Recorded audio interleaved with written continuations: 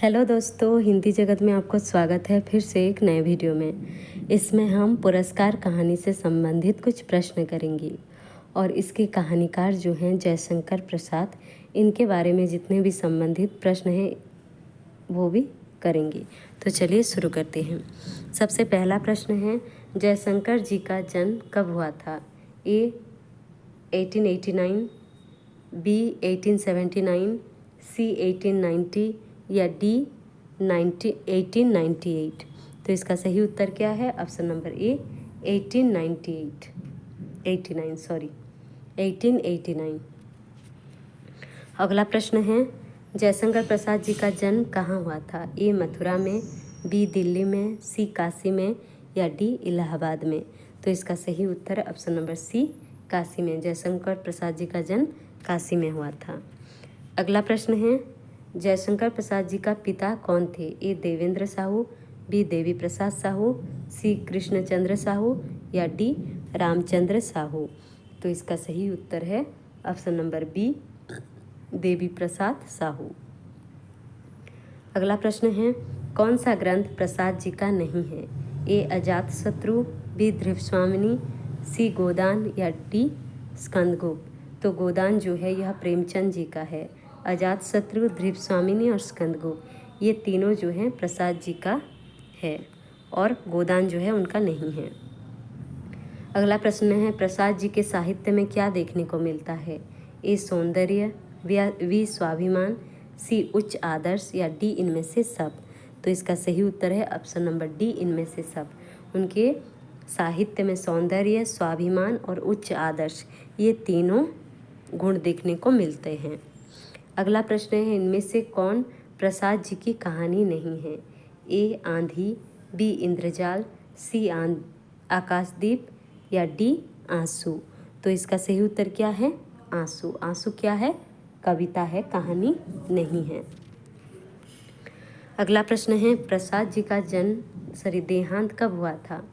ए 15 नवंबर 1936, B 15 अक्टूबर 1936, सी 15 अक्टूबर 1937 या D 15 नवंबर 1937। तो इसका सही उत्तर है ऑप्शन नंबर डी 15 नवंबर 1937 को। अगला प्रश्न है, प्रसाद जी को आधुनिक हिंदी साहित्य का डैश कहा जाता है? आधुनिक हिंदी साहित्य का डैश कहा जाता है? ए निर्माता, बी राजा, सी सम्राट या डी पृष्ठपोषक। तो इसका सही उत्तर है ऑप्शन नंबर ए निर्माता। प्रसाद जी को आधुनिक हिंदी कहानी साहित्य का निर्माता कहा जाता है। अगला प्रश्न है, प्रसाद जी की कहानियों में क्या देखने को मिलती है?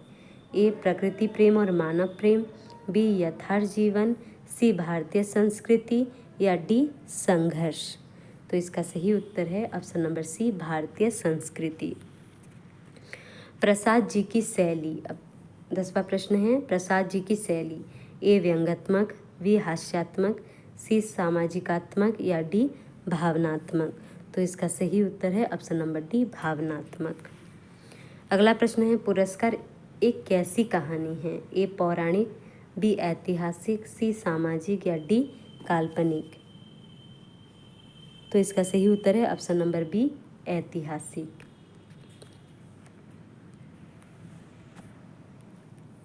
पुरस्कार कहानी की नायिका कौन है? ए मधुलिका, बी मगध की रानी, सी सोनालिका या डी इनमें से कोई नहीं।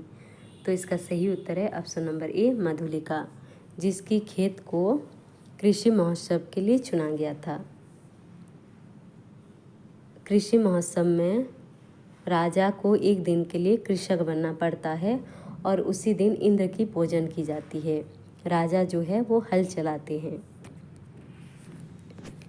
अगला है, मधुलिका का पिता कौन है? ए वीर सिंहमित्र, बी पुष्पमित्र, सी सिंहमित्र या डी वसुमित्र।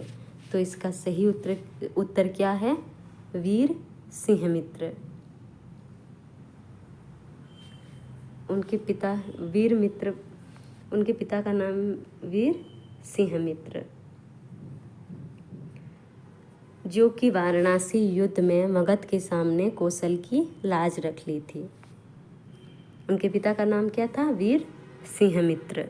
तो इसका सही उत्तर क्या है? Option number C. अगला प्रश्न है, मधुलिका किससे प्यार करती थी? ए मगध के राजा से, बी राजकुमार अरुण से, सी राजकुमार वरुण से, या डी राजकुमार करुण से। तो इसका सही उत्तर है ऑप्शन नंबर बी, राजकुमार अरुण से। मगध का राजकुमार अरुण से मधुलिका प्यार करती थी।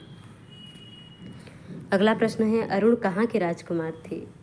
ए कौशल के, बी अयोध्या के, सी उज्जैन के, या डी मगध के। तो इसका सही उत्तर है ऑप्शन नंबर डी, मगध के। और वो क्यों आए थे? कृषि महोत्सव देखने के लिए आए थे। कौन सीढ़ियों से उतरे? ए महाराजा, बी राजकुमार, सी मंत्री, या डी अरुण। तो इसका सही उत्तर है ऑप्शन नंबर ए, महाराजा। अगला प्रश्न है, राजा के उतरते समय क्या हुआ? ए जनता ने हर्षध्वनि की, बी पुरोहित वर्ग स्वस्ति वाचन किया, सी किशोरी और कुमारियों ने फूलों की वर्षा की, या डी इनमें से सब। तो इसका सही उत्तर क्या होगा? ऑप्शन नंबर डी, इनमें से सब। जब राजा उतरे तो जनता की हर्षध्वनि सुनाई दी, पुरोहित वर्ग स्वस्ति वाचन किए, और सी किशोरी और कुमारियों ने फूलों की वर्षा की। तो इसका सही उत्तर होगा ऑप्शन नंबर डी। अगला प्रश्न है, कौन सा उत्सव मनाया जाता है? ए छात्रों का उत्सव, बी फूलों का उत्सव, सी किसानों का उत्सव, या डी आदिवासियों का उत्सव। तो इसका सही उत्तर है ऑप्शन नंबर सी, किसानों का उत्सव। कृषि उत्सव, कृषि महोत्सव। जब कृषि महोत्सव किया जाता है तो बहुत सारे युवक राजकुमार भी देखने आते हैं। उसी में से मगध का राजकुमार अरुण भी आया था। किसानों का उत्सव में एक बार कहाँ प्रसिद्ध है? कौशल में, उज्जैन में, मगध में, काशी में। तो इसका सही उत्तर है ऑप्शन नंबर ए, कौशल में। किसानों का कृषि महोत्सव ये कौशल में प्रसिद्ध है। उसी दिन राजा को कृषक बनना पड़ता है। किसानों का उत्सव में एक दिन के लिए राजा को क्या बनना पड़ता है? ए शिक्षक, बी किसान, सी श्रमिक, या डी प्रजा। तो इसका सही उत्तर है ऑप्शन नंबर बी, किसान। किसानों का उत्सव में एक दिन के लिए राजा को किसान बनना पड़ता है। अगला प्रश्न है, महाराजा के साथ बीजों का थाल लेकर कौन आ रही थी?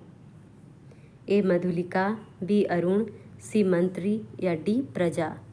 तो इसका सही उत्तर है ऑप्शन नंबर ए, मधुलिका, क्योंकि इस बार कृषि महोत्सव के लिए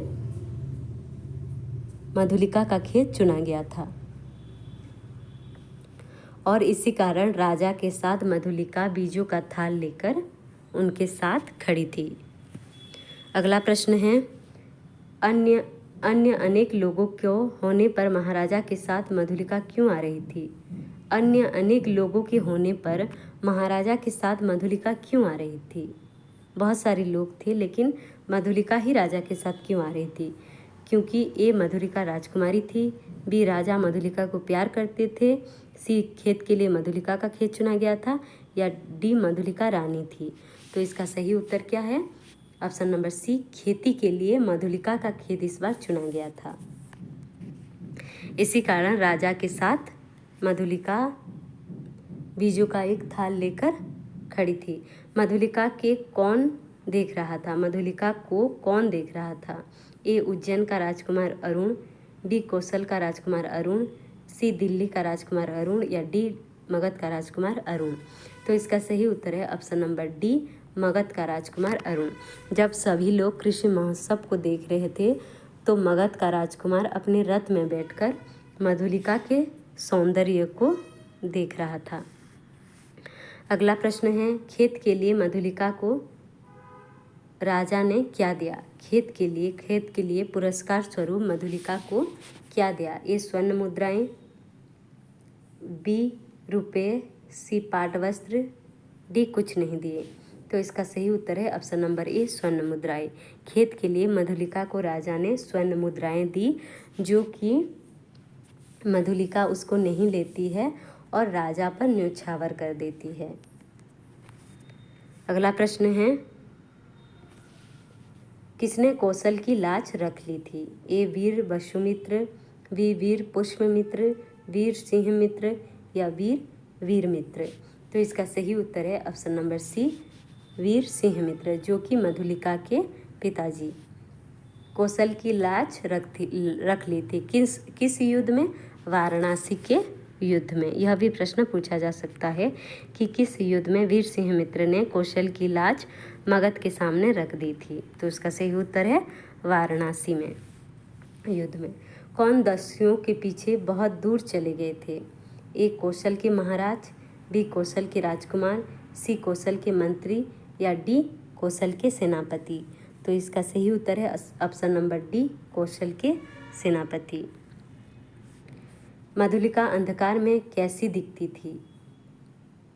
कैसे दिखती थी? पिता को, अरुण को, कभी पिता को कभी अरुण को, राजा को। मधुलिका अंधकार में किसे देखती थी? कभी पिता को तो कभी अरुण को। तो इसका सही उत्तर होगा ऑप्शन नंबर सी, कभी पिता को कभी अरुण को। किसने कौशल का उपकार किया? ए मधुलिका, बी अरुण, सी राजा या डी एक प्रजा। तो इसका सही उत्तर है option number A, Madhulika. Madhulika ने कौशल का उपकार किया था। किस प्रकार कि अरुण आक्रमण करने वाला था, यह बात जो महाराजा को जाकर, कौशल नरेश को जाकर बता देती है। तो इस प्रकार कौशल का उपकार करती है। अगला प्रश्न है, अब मधुलिका ने पुरस्कार के रूप में क्या मांगा? ए मुक्ति, बी मृत्युदंड, सी बी स्वर्ण मुद्रा या डी जमीन। तो इसका सही उत्तर क्या होगा? ऑप्शन नंबर सी, मृत्युदंड। अंतिम में मधुलिका पुरस्कार के स्वरूप में मृत्युदंड मांगती है, क्योंकि उसकी प्रेमी यानी कि अरुण को भी मृत्युदंड मिला था आक्रमण करने के कारण। इसी कारण वह स्वयं के लिए भी मृत्युदंड मांग लेती है। अगला प्रश्न है, मधुलिका कैसी बालिका थी? ए साधारण बालिका, बी गर्भी बालिका, सी दष्ट बालिका या डी आदर्श बालिका। तो इसका सही उत्तर क्या होगा? ऑप्शन नंबर डी, आदर्श बालिका।